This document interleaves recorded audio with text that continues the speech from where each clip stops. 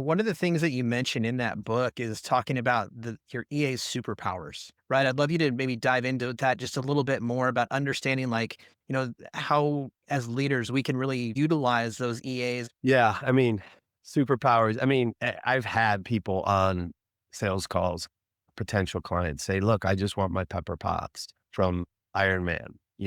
That human back at the office who knows all and is thinking 4 steps ahead and, can be your lifesaver.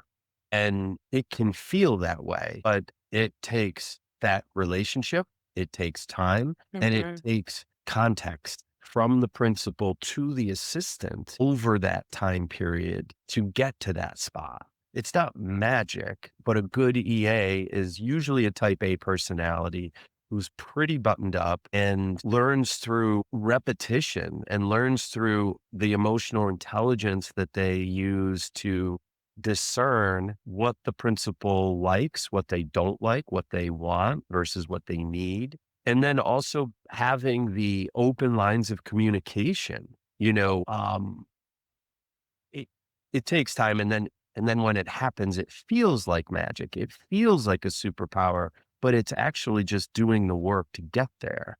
Mhm. So if you can identify a great EA and an EA who can think like that, be sure to trust them.